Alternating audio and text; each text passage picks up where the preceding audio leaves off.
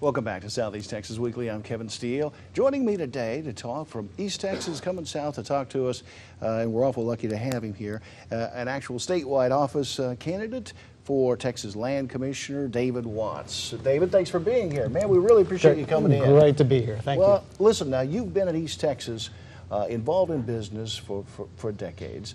You originally were from the Houston area. Yes. And to a large extent, we just want to hear who David Watts is. Tell us about some of your credentials. Sure. And describe why you are the guy that we should be voting for in the primary. Yeah, absolutely. Well, I did grow up around Houston. Dad was a preacher, and as preachers do occasionally, we moved away to Kentucky. I finished high school, college, got a degree in political science, but you don't really learn how the process works. So I ran for state rep way back in '92 and lost, but it was a fabulous process. Children came along pretty soon thereafter. We moved back to Texas in '99. And so been focused on the family a lot, but now it's time to refocus on our community, our state. And the key thing here is we need authentic conservatives that come out of the business world. So we have plenty of attorneys, plenty of politicians. We need real conservatives that are businessmen and women who show that leadership. You've talked about bold leadership. Yes. in the land office. Obviously, the state of Texas has long since been a staunchly conservative state. Yes. When you talk about having bold conservative credentials, makes you wonder if there are major reforms that you would have in mind, or precisely how you mean that when you say bold leadership. Well, if you go back to the origins of the General Land Office in the 1800s, these folks said education is going to be critical for the state. And in the 1800s, to say that and to set aside land, and that was bold. Those folks are just trying to get the water from the creek. Yeah, they were just trying to survive, but they knew education would be essential. So we have to show that same kind of leadership. Here's an example. We were down in Brownsville. A fellow down there said our key issue is the classrooms are flooded with children from other countries that are not citizens. And that led to a discovery, a Supreme Court case in 1982 from East Texas, Tyler, Plyler v. Doe. Okay. So that 5-4 decision in '82 says if non-citizen children can make it here with their parents, we must provide their free K through 12 education. And Texans are incensed to learn that that's the case. That costs Texas $1 billion a year. Yeah. So we've said bold leadership is land commissioner working with the legislature, refocus education funding on Texas children. And your office would be one of developing a revenue stream to make sure that there's plenty for Texas veterans, for education. Yeah, the job number one is manage public land, make money for education. Then there's also the key job of veterans benefits. And there's also history, which gets into preserving documents. Right now, it's also working with the Alamo and those sort of historical things. Yes. Which you are opposed to the United Nations having any kind of power over the Alamo in terms of it being a World Heritage Site. Yes. Down in San Antonio, the politicians are working to get the Alamo and 4 other mission sites designated as UN World Heritage Sites. What would be the problem with the UN having control? Influence. Terrible influence. And they don't actually gain control, but they gain influence. Yeah. And so, for example, they want to see a buffer zone established around these properties where development is controlled to some extent. So my argument has been this. There's no issue at the Alamo that Texans can't handle. There's no issue at the Alamo that we need the UN for. Historically, we figured that out. Yeah, we've kind of taken care of that just fine. David Watts, Texas Land Commissioner candidate. Thank you so much for coming in, sir. Great to be here. We really appreciate it. Thank you.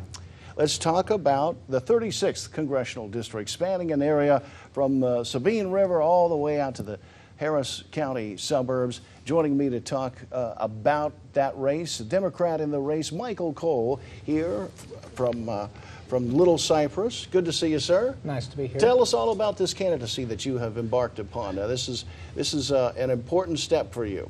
Yeah, it's going from dealing with 18 unruly children to dealing with 435 unruly adults. Let's see. How would you describe you? Who is Michael Cole, and why should folks vote for you? I am just one of everyday citizens. I've not been much in the public spotlight that much, but I know what it's like to go from paycheck to paycheck. I know what it's like to have to decide whether or not I can afford my health care, benefits, whether or not I have to push off what medicine that I have to buy. I'm a type 1 diabetic. I've been so for 15 years, and just talking about health insurance, the last 5 years I've actually dealt with a foot infection. I lost my foot about a year and a half ago. Blue Cross Blue Shield paid over $2 million in benefits in fighting the infection and the loss of the foot. If I had not had Blue Cross Blue Shield, there's no way I'm alive today.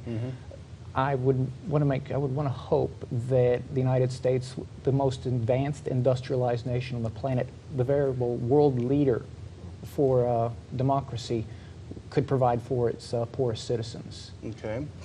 What do you think of this ID theft bill that has recently been proposed in Washington, a bill proposed by Republicans that would essentially provide for new information to folks who have become the victims of ID theft through the healthcare.gov?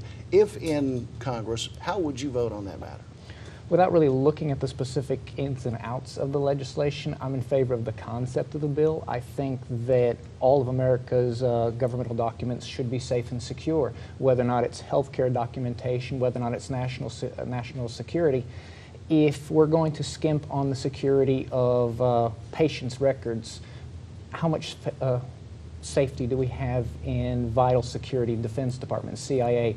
The government's records must be secure from one end of the spectrum to the other. The polls have showed Americans want the Republicans and Democrats to work together more often in Washington. How would you be able to build consensus with Republicans to improve the repartee between the sides? Well, I think it's, when I go to Washington, I'm not really interested in playing he says, she said on Capitol Hill. My biggest concern is the people of the 36th Congressional District. I could care less about what the latest dinnerware or Chinaware is going on in D.C. The only thing that's important to me is what's going on in the 36th District. If working with the Republican Party will help the people of the 36th District, I'm all for it. I want to build the middle class. I want to build a small business, and that's how the Republican Party has always said that it's for business. So let them put up or shut up. Let them actually help small business or admit that they're just opposing the Democrat Party because they have no ideas. Michael Cole, for a Democrat, for 36th Congressional District candidate. We'll be back with 3 other candidates right after this short break. Stay with us.